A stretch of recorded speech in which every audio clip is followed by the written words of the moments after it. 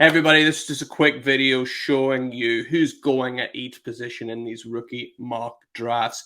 If you think you know who's going to go at this position, leave a comment down below. Who do you think it's going to be?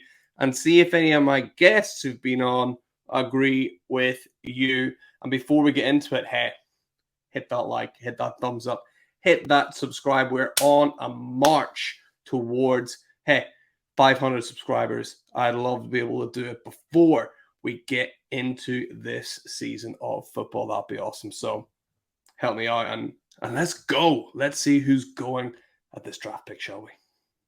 Start at the 1-1. The dream, like I never thought Bijan Robinson stock could have risen any further, but here we are, Dave, right? The dream landing spot, right? I don't think there was I guess it's a pretty good landing spot because what you have there is you've got a team that is designed to feed him volume.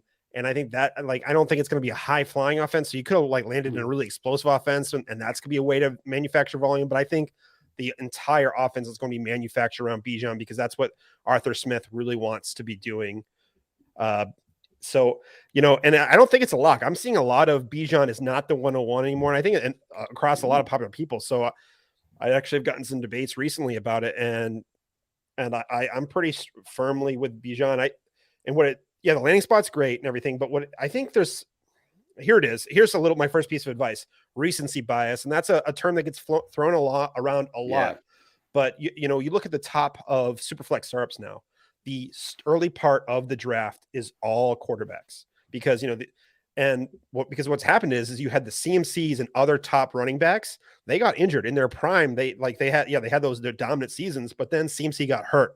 They had a string of multiple seasons suffering injuries and other running backs suffering injuries and committees. So you were seeing a suppression of that top end fantasy asset. So some people have been burned. So they're thinking I'm going to go quarterback upside. And that's how I'm going to draft my dynasty team. And look, I'm not saying Bijan should be taking over these top players at the beginning of your Superflex startups, but everyone's like, you got to, QB's the premium position. You got to invest in it. People forget about what it is like to have a third player in your starting lineup scoring like an elite tight end, elite quarterback in Superflex. It can change your entire season. And there's definitely risk of drafting running backs or having them on your team because of their injuries and other reasons. But man, Bijan, high floor, high ceiling. He's got it all. Yeah, absolutely. I think, people can talk all they want about taking this guy or that guy number one, but Bijan just seems to be just a slam dunk pick for me. And the way the running, I don't know if you agree here, the way the running back lay of the land is going at the minute, I wouldn't be shocked if 5 years down the line, we're actually looking at a thing kind of like what we have at tight end here, where you have this kind of elite tier at the top of running backs that aren't in a committee because every team seems to be moving towards a committee. And then you got the rest, right? I can kind of see that coming. Yeah, I mean, that's kind of where we've been, to be honest. That's where it's been for running backs. So, I'm not even going to say hey, you're drafting Bijan for the next, you're not going to have him on your team for the next 5 years. It's just, he's been hyped about for 3 years, and it's actually nice to have a player actually deliver on the hype and the promise. Yeah. Now, I mean, he's got to perform in the NFL, but at least he didn't get an injury in college. He didn't fall in drafts. He didn't test poorly at the combine. He didn't disappoint any 1 year in college. So it's, let's not overthink it. A 3-down workhorse running back it cannot be game scripted out of anything. It's an exciting player to have in Dynasty. And we haven't had one of those in a while here. So, at least a young one. So it's exciting. Yeah, absolutely. So let's get Bijan Robinson locked in at the 1-1 there. We're going to start with the 1-1. Who's it going to be? I mean, I say it with trepidation. Who's it going to be, Matt? Yeah, I mean, we can't really build the suspense too much, can we? Because it feels like it is pretty nailed on consensus who the 101 is, and it is Bijan Robinson for me. Yeah, I mean, you've clicked it before I've even said it, Mags. You know that it's got to be Bijan Robinson. I put a tweet out this past week saying, has anyone even seen anyone apart from Bijan go? And there's been a few occasions where I've seen people saying that maybe Anthony Richardson or another quarterback's gone for a quarterback needed team, but for me, it's got to be Bijan Robinson. As I mentioned at the start, I have I have tiers, and he's still in a tier on his own for me. I'm taking that value. I think that's another thing you should pay attention to in your rookie drafts is you don't need to draft for need. You draft for value, and you can make your moves later on at a later date. So yeah, for me, it's Bijan Robinson. Obviously, that early draft capital being the 8th overall pick going to the Falcons. I mean, Mags, we couldn't have dreamed of a better landing spot. I know a lot of people were talking about it for months gone by now that we'd love to see Bijan Robinson on the Falcons, knowing obviously what Arthur Smith did last year with how he loves to approach that running back position. We've seen it in Tennessee with Derrick Henry. We saw it at the back end of last year with a guy like Tyler Algier. So the fact that somebody who they've picked was at a 5th round pick running back, the workload he got and how he produced for fantasy. I mean, if we get that kind of same workload for Bijan Robinson, it's going to be so beautiful. And I feel like he's going to be one of the few remaining true workhorse running backs as well. I feel like the NFL is kind of shifting away from that. But as I mentioned, with Arthur Smith and his approach to these running backs, you've got a locked in, set and forget running back at the position that is such a mess beyond these top guys. So getting that elite running back, yeah, it's got to be Bijan for me at the 101. Do you know what I tried to do in a league yesterday? I thought it was going to work. And now I'm like, oh, actually, I wonder what other people's take on this is. I set a trade out in this league where I'm heavy rebuilding. I've got the 1-1, got Bijan Robinson. Set a trade out. I tried to get Justin Jefferson for the 1-1 for Bijan Robinson. What do you reckon of that? What do you think? What do you think the owner's thought process was when they seen that? Do I trade Bijan for Justin Jefferson? Well, I mean, if I was picking between the two, I'd want Justin Jefferson just because in Dynasty, I prefer that longevity of the wide receiver. We've seen it time and time again with running backs. You feel like you've only got to look to last week with somebody like Kenneth Walker, who felt like a locked-in top 3 running back, and then things change during the NFL draft. Things can change during the offseason, and they kind of lose that little bit of value. But I've done exactly the same, Mags. I'm in a situation where I'm rebuilding. I've got the 101. I'm offering it out to try and get a quarterback, like one of the top-end quarterbacks, or like a Jamar Chase or Justin Jefferson.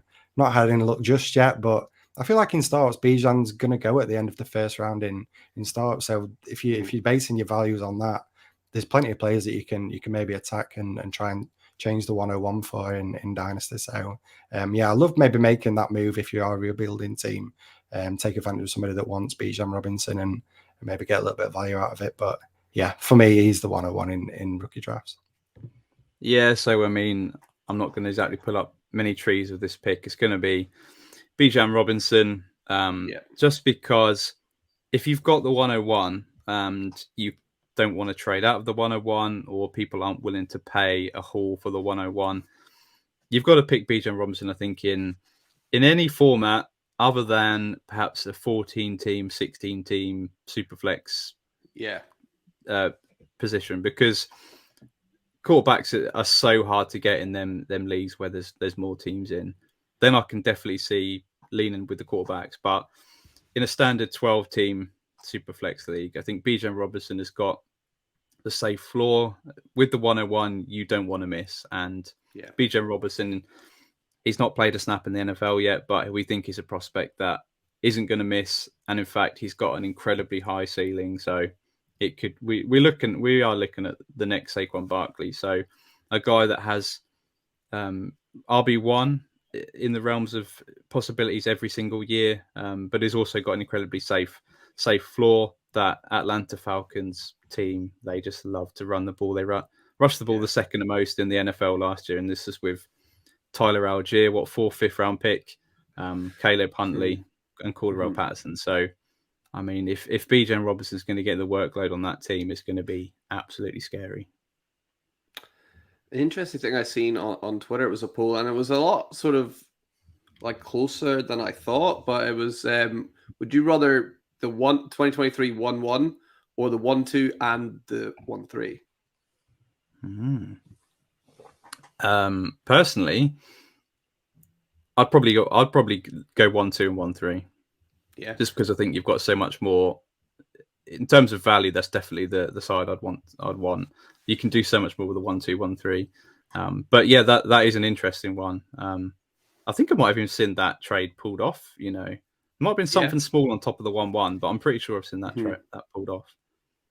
Yeah, people have got Bijan fever as well. Like, people really like. It's so hard. Like, people, the like consensus advice seems to be, you know, if you're a bad team and you've ended up with a 1-1 because you're a bad team, you probably don't like you aren't ready for Bijan in your team, you should probably trade back. But everyone's response seems to be either like I can't trade back or like screw you, I'm taking like I love Bijan. Like it's one of those two, right?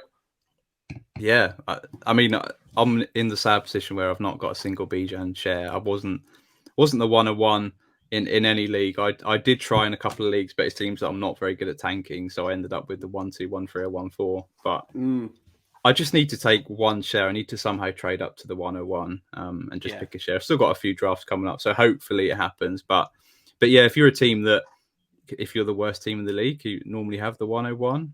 Yeah, I think it is difficult, but it's not the worst case if you do pick Bijan, because you can trade him away later on in the season or before the season. I've got a small victory lap. I won a league last year, and I've also got the 1-1 because I traded it like 2 years ago. It's an absolute. I absolutely love it. It's only one league, may never happen again, but yeah, loving it. So we got Bijan locked in.